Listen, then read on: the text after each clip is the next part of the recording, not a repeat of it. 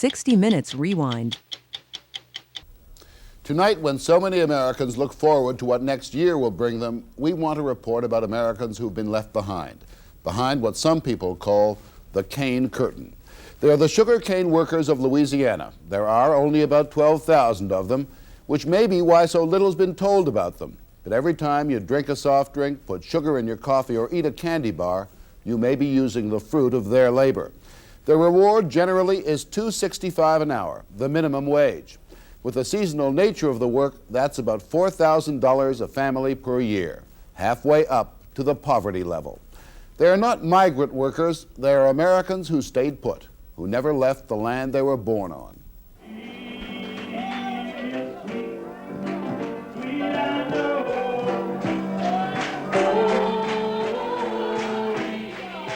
Sunday in St. Mary Parish in 1978. The sounds could be those of the 1800s.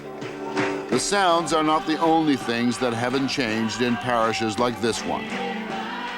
If you want to know what antebellum Louisiana was like, just stop a while and listen and look.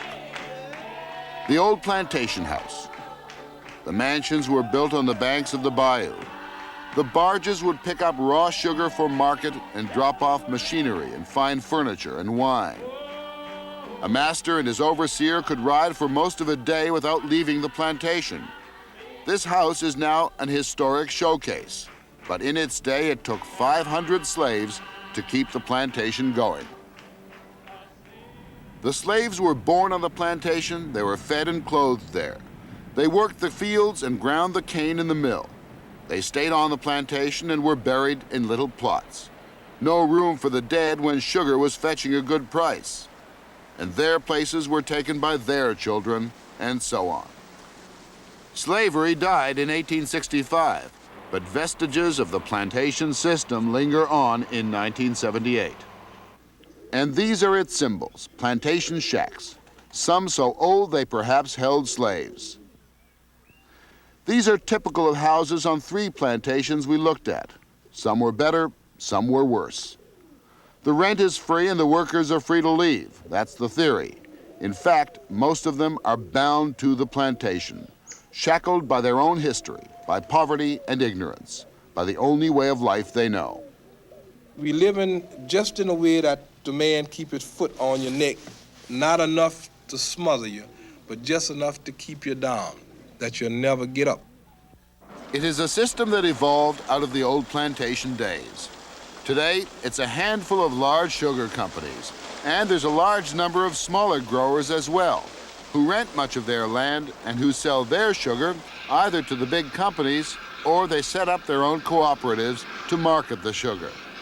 Sugar is a boom and bust industry. Right now, times are bad, with cheap foreign sugar threatening the American cane fields.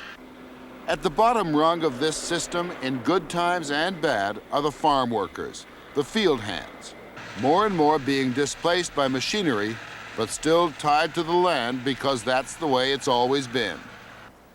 There is some movement for change. These 2 women, Lorna Borg, a native-born Louisianan, and Sister Anne Bazillion, a French Catholic nun who spent 30 years in Louisiana.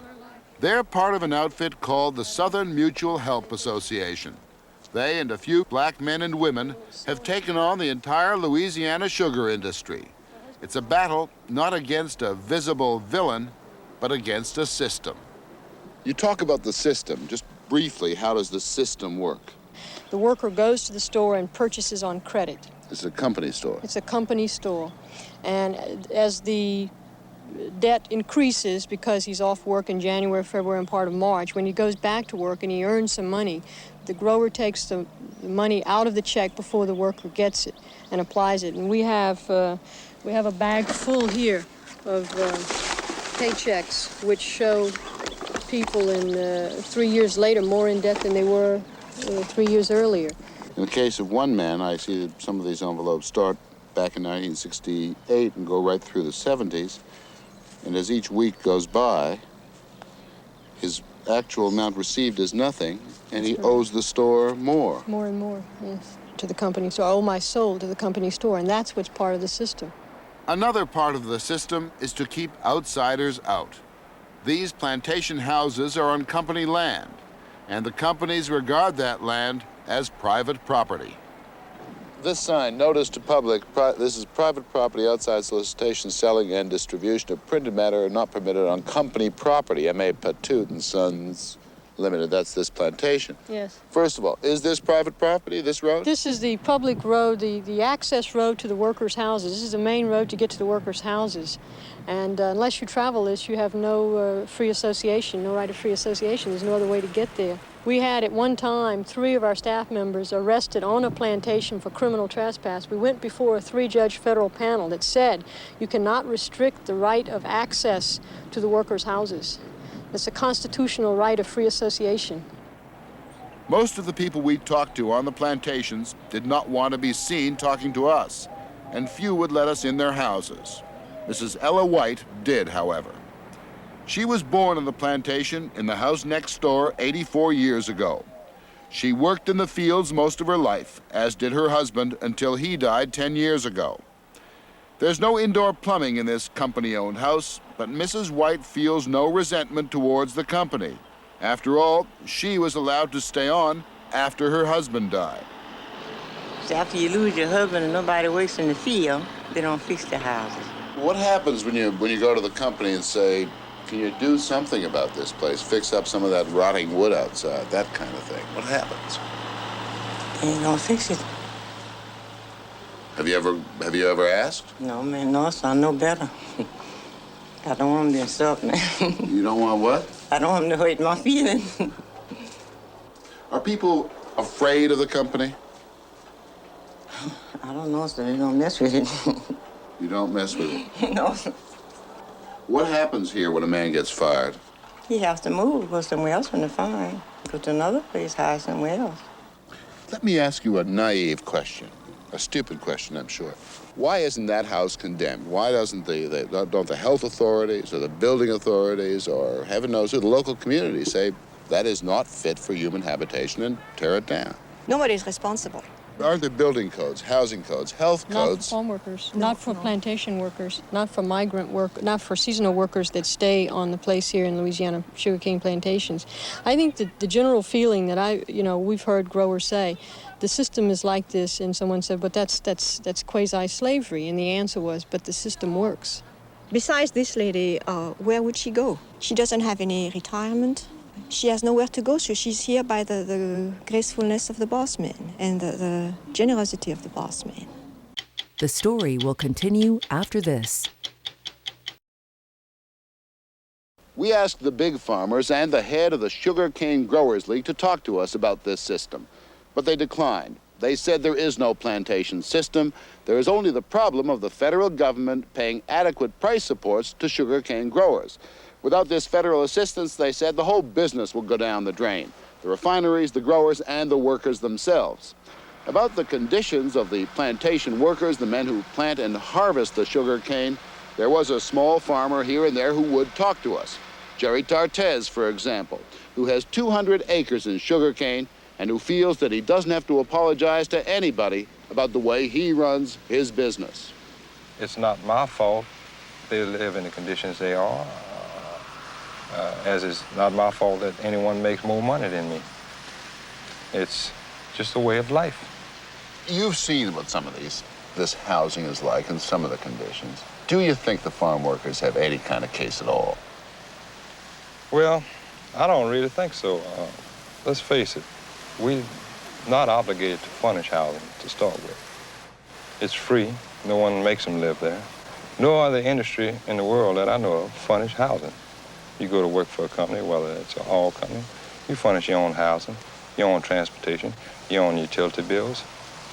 Why should we be obligated to furnish what the rest of the industry doesn't furnish? And they're making a lot more money than we do. My homes are fairly decent homes. They're not brick homes, but I don't live in a brick home neither. And I think it's wrong when somebody my size has a $500,000 investment and just makes a living out of it or loses money out of it. To what extent do the farm workers take responsibility in keeping up the houses they live in? No. There's a few instances you'll have a real good worker that takes pride in keeping up his home, just as you have some people that take pride in keeping up their own home. But very few instances. Most of the time they'll move out. The walls will be all tore up and scratched up, and the windows busted out, the screens busted out, and you're continuously repairing these homes. So what to do about it? Protest is unlikely. The cycle of poverty and ignorance and fear perpetuates itself. To even gather and talk about change is almost a taboo. But these people are doing just that at our invitation. However, they insisted that the meeting must be held 50 miles from their plantations. If you speak up, they would put their families outdoors, or they would put you outdoors and you have no place to go. I think if it wouldn't be for fear, this room would be full tonight. We are free American. But the people doesn't have that belief in themselves now. I lived in a plantation house for a long time, and with my parents, and it was rough. It's a sad house. It rains in the house and everything. I'm off the plantation, but my parents are still on there. That's why you don't want your face shown? Yes, that's why. If, for example, you showed your face, what might they do to your parents? They'll put them off the plantation. If I'm to believe some of the stories that I hear go on down here on the plantations, nothing's really changed since before the Civil War, except you're not called slaves anymore, you're called plantation workers. My daddy went blind a few years back on the plantation. He waited until he couldn't see out of his eyes anymore. He went stone blind. He had my brother-in-law living with him. And my brother-in-law got tired of working for nothing. So he went up to the boss man, he told him that he think he was gonna go in the mill and work. He said, well, if you leave and you'll take your father-in-law along with you. A familiar complaint is that all letters go to the company store, where they're often opened by the bosses. In America, you're not supposed to have your meal jeopardized. Now, there's a certain place that I know of that people have gotten their meal and it was open. Like I went in the service and man knew I was going to service before I knew her. I got my draft notice. He asked me, when you leaving going in the Army? And I didn't even look at it. I just stuck it in my pocket. And when I took it out to open it, it was already open, and that's just what it said. Why don't the men leave the plantation? There are jobs opening up here in the offshore oil work. Planting on a farm is the only work they ever done. And really, they might leave the farm, and then the man might go to town and tell the other person not to harm, for the simple reason because the man that owned the farm, he got money, and money talks. We've been selling for anything, and therefore we don't stand up for nothing. And it's coming a time now that we need to stop hiding and come out in the light and stand up for something. Thank you, Jesus. Jesus. My Lord, my Lord. Yeah, Lord. Oh, thank you, Lord. Hallelujah. These people are not so much victims of a clique of exploiting growers as they are victims of a system, perhaps even a habit, that has not really changed in more than 100 years. To change that habit would be to change the economic system of sugar growing in Louisiana.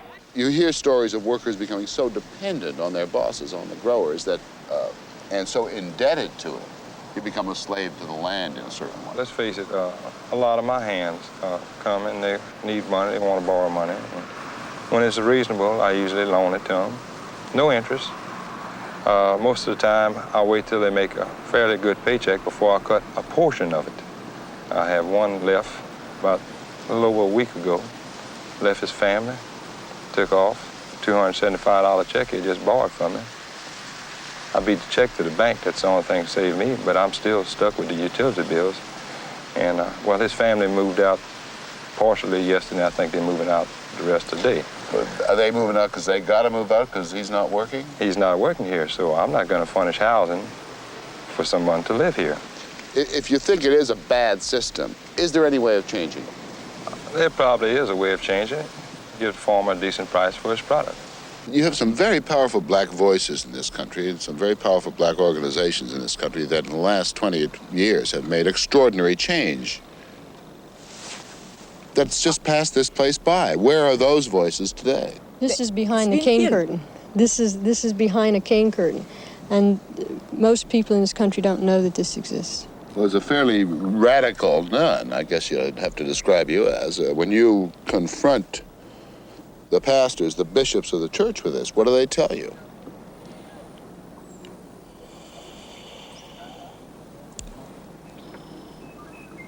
Not much.